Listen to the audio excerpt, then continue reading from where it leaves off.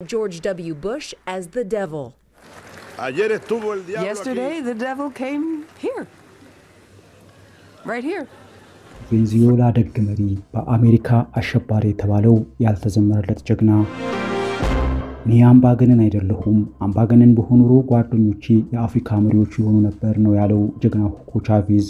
ዓለማችን የሳውዲው ልዑል የመሰሉ መሪዎች እንዳፈራች ሁሉ ሁጎ ቻቬዝን የመሳሰሉ ጀግና መሪዎችን ማስተናግዳ ነበር። ዓለማችን በርካታ አስገራሚ ቀልደኞች፣ ባለራዕዮች፣ ሀገር ወዳዶች፣ ፋሺስቶች፣ ለህዝብ የኖሩና ለብዙዎች የተስፋና የጽናት አርማ የሆኑ የተለያዩ አይነት ባህሪ ያላቸው የተለያዩ የሀገራት መሪዎችን አፍርታ ጥቂቶቹ በመልካም መሪነታቸው ዓለም ሲዘክራቸው ገሚሶቹን ባልተፈጠሩ ተብለው ሲያልፉ የቀሩት ደግሞ መሪ እንደነበሩ እንኳን ማንም ሳያውቃቸው ስማቸው የመቃብር ስፍራ ላይ ብቻ ሰፍሮ ይገኛል። ምድራችን በርካታ ሞኝና የዋህ አለፍ ሲልም እንደ ኢዲ አሚን ዳዳ ያሉ እብድ አምባገነኖችን ማፍራቷ ይታወሳል። ኢዲ አሚን ክፉ አምባገነን ነበር። በምዕራባውያን እይታ ደግሞ ሁጎ ቻቬዝም አምባገነን ነበር።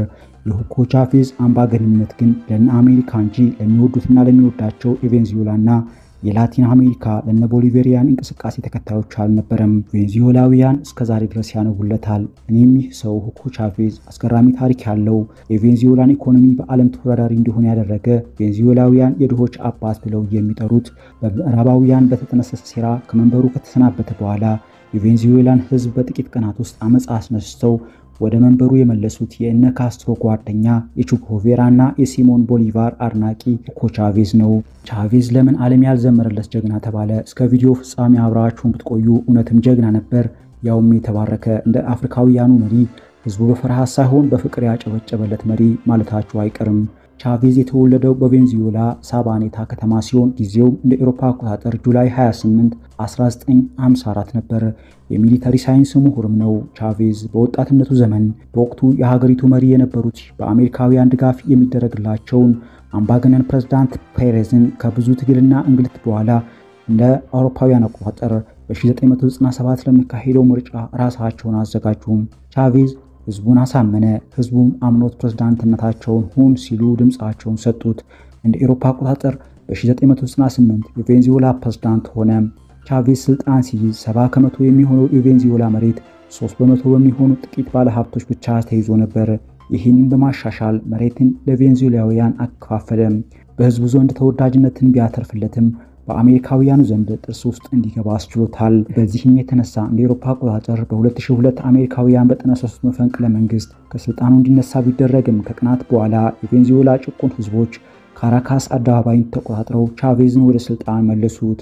ቻቬዝ ወደ ስልጣን ከተመለሰም በኋላ የሀገሩን ህዝብ አላሳፈረም። በድህነቷ ትታወቅ የነበረችውን ቬንዙዌላን ጠንካራ ኢኮኖሚ ካላቸው የዓለማችን ሀገራት ጋር አሰለፋት። በደቡብ አሜሪካ አንደኛ የነዳጅ ላኪ ሀገር ሆነች። የህዝቡም የነፍስ ወከፍ ገቢ በ12 እጥፍ ጨመረ። ይህንን ያህል በቬንዙዌላውያንና በጭቁን ህዝቦች ተወዳጅ ቢሆንም በወቅቱ የቡሽ አስተዳደርና በሲኤንኤን አምባገነን መሪ አሸባሪ ይባል ነበር። ሁጎም ቢሆን ቀላል ሰው አልነበረም። በ14 ዓመታት ቬንዙዌላን በታማኝነት ያገለገሉት ጀግናው ሁጎ ቻቬዝ አሜሪካንን ቤቷ ድረስ እየሄዱ ማንነቷን ይነግሯት ነበር። እናም በአንድ ወቅት በተባበሩት መንግስታት ስብሰባ ላይ ተሰብሳቢዎች ፊት አሜሪካንን በሜዳዋ ላይ ልክ ልኳን ነግረው የወረዱበት ንግግር እስከዛሬ ታሪክ ያስታውሰዋል። ነገሩ እንዲህ ነው።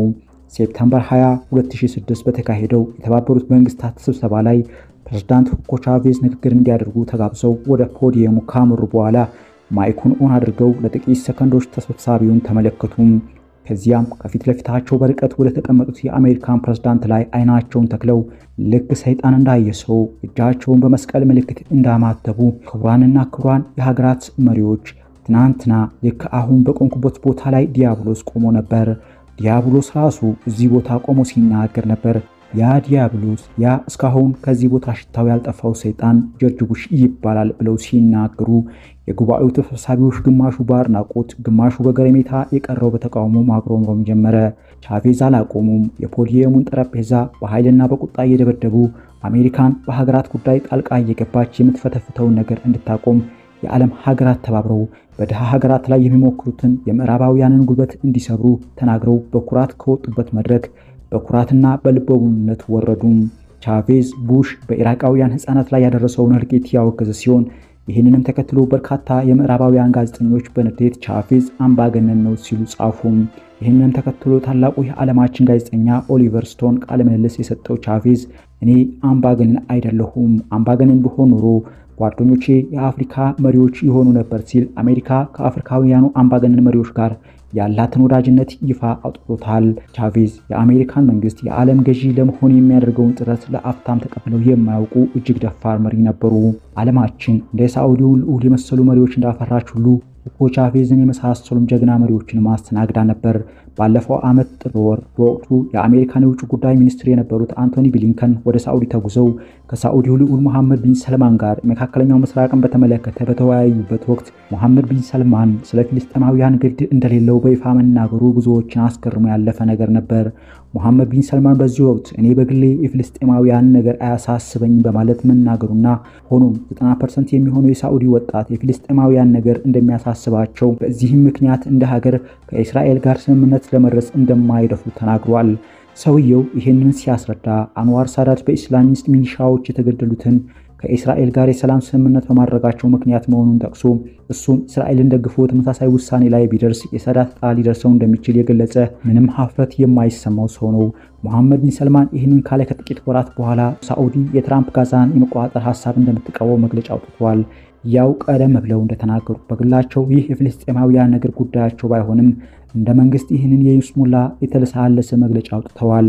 አለልህ ደግሞ ቻቬዝ የመሐመድ ቢን ሰልማን ያህል ከሳዑዲዎች ጋር በዘርም ሆነ በሃይማኖት ሳይገናኝ ሰብአዊነት ይዞት እድሜ ልኩን ስለ ፍልስጤማውያን ነጻነት ሲጮህ ሲሟገት እንዲሁም በተደጋጋሚ ጊዜያትም የእስራኤል መሪዎችን ከአዶልፍ ሂትለር ጋር በማመሳሰል በዓለም አቀፍ የወንጀለኞች ፍርድ ቤት መከሰስ አለባቸው እያለ ሲጠይቅ የኖረ ሰው ነበር። ይህ ሰው ፍልስጤምን እንደ ሀገር እውቅና ከሰጡ የዓለማችን መሪዎች ቀዳሚው ከመሆኑም በላይ አምባገነንነትን ሞትን ሳይፈራ ይቃወም ነበር። ዓለማችን እንዲህ ናት፣ የፍልስጤማውያን ነገር ጉዳይ አይደለም የሚል እንደ መሐመድ ቢን ሰልማን አይነት መሪዎች እንዳሏት ሁሉ ቻቬዝን የመሳሰሉ ድንቅ ሰዎችም ነበሯት። እንደዚህ አነጋጋሪና የአራት ልጆች አባት የነበረው ሁጎ ቻቬዝ ማርች 5 2013 እስካሁን ድረስ ምክንያቱ በውል ባልታወቀ ሁኔታ ህይወቱ ቢያልፍም የቬኔዙዌላ ህዝቦች እንዲህ እያሉ ሲዘክሩት ይኖራሉ።